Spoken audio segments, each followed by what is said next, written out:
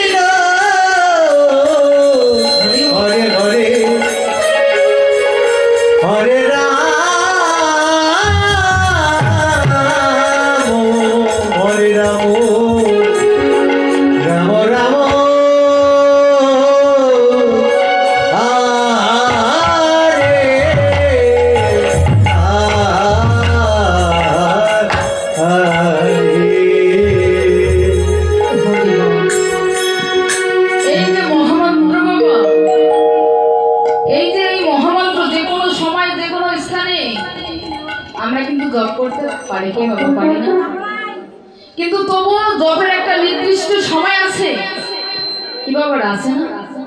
কি মায়েরা জপের একটা নির্দিষ্ট সময় আছে, আছে না? ভোরবেলা হচ্ছে জপের আদর্শ সময়, তাই না? এই মনকে সংযুক্ত করার একমাত্র উপায় হচ্ছে এই হরে কৃষ্ণ মহামন্ত্র সংকীর্তন করা। যে যত বেশি মনোযোগ সহকারে আন্তরিকতা সহকারে এই মহামন্ত্র জপ করবে বাবা, তার তত পারমান্তিক উন্নতি হবে। কিন্তু আমরা কি করি? এই মায়াকৃত জগতে এসে 84 লক্ষ জনে ভ্রমণ করে এসে সাথে আমাদের এই মানব জনম। কিন্তু এই জগতে এসে কি করছি বাবা? ভগবানের কাছে শুধু এসেছি ভগবান, টাকা দাও, গাড়ি দাও, বাড়ি দাও, পুত্র দাও, কন্যা দাও, সন্তান দাও। কি বাবা আমাদের চাওয়ার কিন্তু শেষ নেই। এতদিন মনে করতাম যে চাওয়াটা আমরা ভগবানের কাছে চেয়েছি সেটা হচ্ছে সঠিক চাওয়া, কিন্তু এখন দেখছি বাবা যে চাওয়াটা আমরা ভগবানের কাছে চেয়েছি সেটা হচ্ছে আমাদের ভুল চাওয়া। কেননা কোনো কিন্তু ভক্ত কিন্তু ভগবানের কাছে কিচ্ছু চাই না বাবা। হরিচাঁদ গুরুচাঁদ ঠাকুর ছিলেন, সে গুরুচাঁদের একনিষ্ঠ ভক্ত ছিল বাবা। তার নাম ছিল অশ্বিনী গোসাই। সে ছিল বড় গরিব, বড় দরিদ্র, দিনান্তে এক মুঠো ভাত খেতে পারে না। তো সকল ভক্ত অশ্বিনী গোসাইকে ডেকে বলছে, আরে তোর ভক্তর এত কষ্ট, তুই তাকে ডেকে কিছু দিতে পারিস না? অশ্বিনী গোসাই দুই চোখের জল ফেলে দিয়ে বললেন, গুরুদেব আমাকে কেন রাখালেন গুরু? আমি কোনো ভুল করেছি দয়াল, আমাকে কেন রাখালেন? অশ্বিনী গোসাই দুই চোখের জল ফেলে দিয়ে প্রার্থনা করে কেঁদে কেঁদে বলছে, গুরুদেব আমি যা চাইবো তুমি আমাকে তাই দিবে তো দয়াল? বললো, তুই কি চাস বল? আমি যা চাইবো তুমি আমাকে তাই দিবে? বললো, হ্যাঁ রে বল তুই কি চাস? তুই যা চাইবি এমন কিছু চাইবি যে চাওয়ার পরে যেন তোর সমস্ত কষ্ট দূর হয়ে যায়।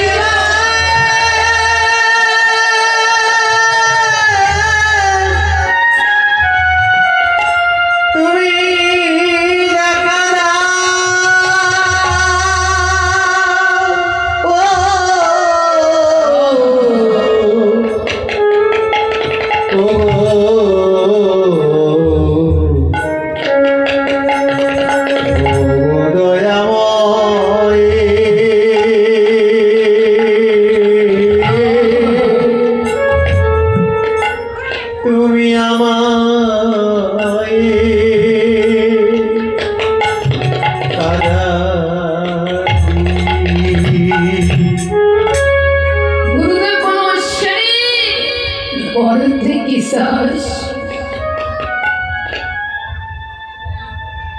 অশ্বিনী গোসাই কেঁদে কেঁদে বলল, গুরুদেব তোমার দিতে যদি ইচ্ছে করো গুরুদেব, তুমি আমাকে এইটুকু আশীর্বাদ করো দয়া, আমি প্রতিদিন ভিক্ষা করতে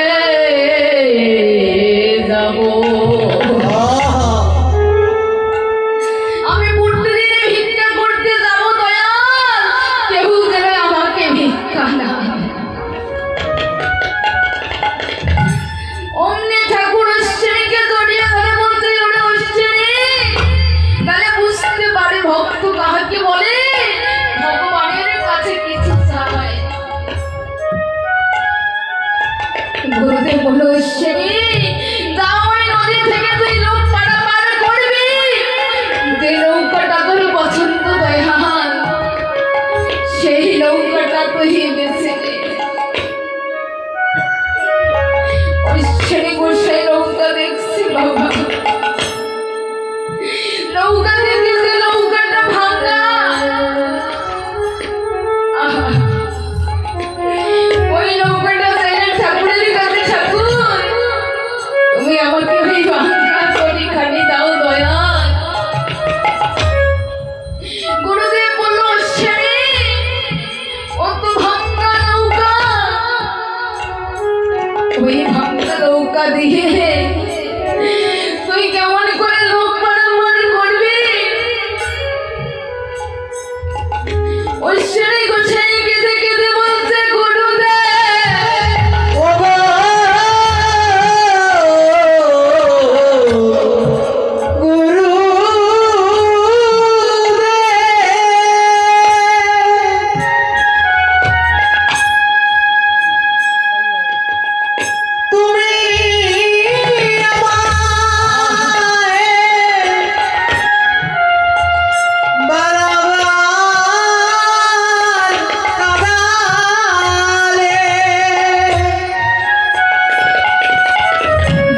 বলছে, অশ্বিনী ও তো ভাঙা নৌকা দয়াল, ওই নৌকা দিয়ে তুই কেমন করে লোক পারাপার করবি? অশ্বিনী গোসাই বলছে, গুরুদেব ভালো নৌকা নিলে পরে আমি যখন লোক পারাপারের আনন্দ থেকে যাব দয়াল, তখন যে আমি তোমার নামে গুণগান হয়ে যাব।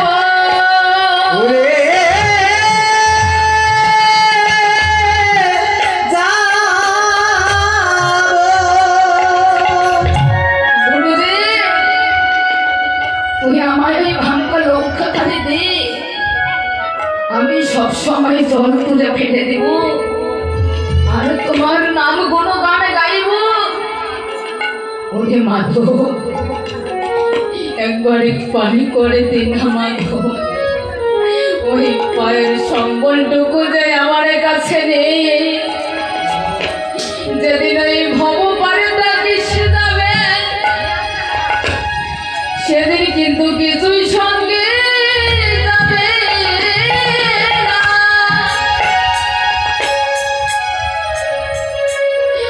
যেদিন ওই দেহ থেকে প্রাণ পাখি চলে যাবে,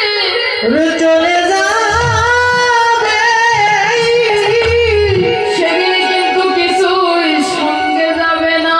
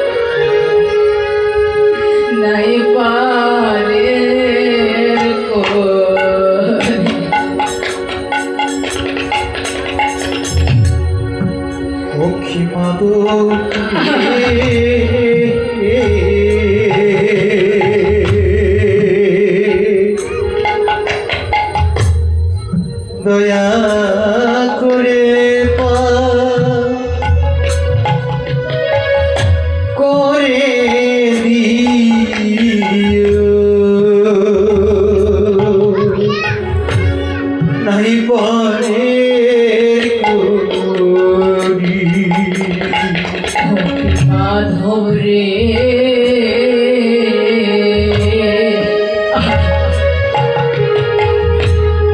দয়া করে করে দিও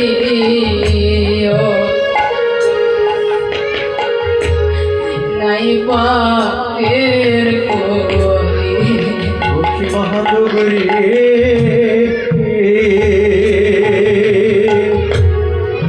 দয়া করে পার করে দিও নাই পারে পুনে পুবের বেলা মাধব পশ্চিমে যায় করি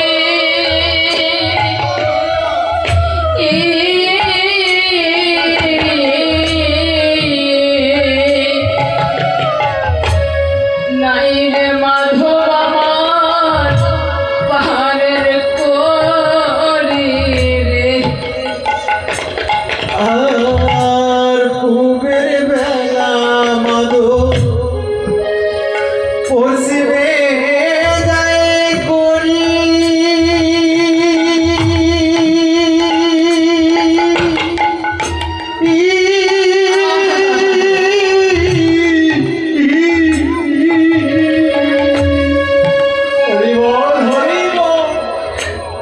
নাই মাধব পারে করি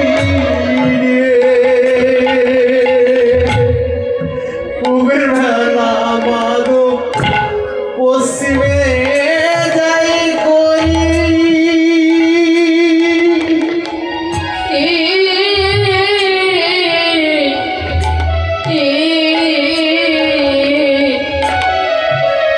ওরে নাই রে মাধব আমার পাহাড়ের করি রে আর পুবের বেলা মাধব পশ্চিমে যাই করি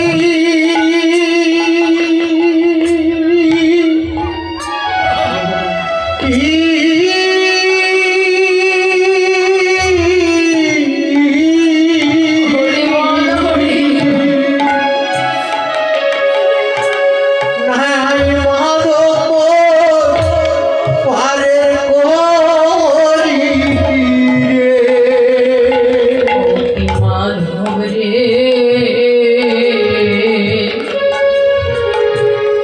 দয়া করে করে রে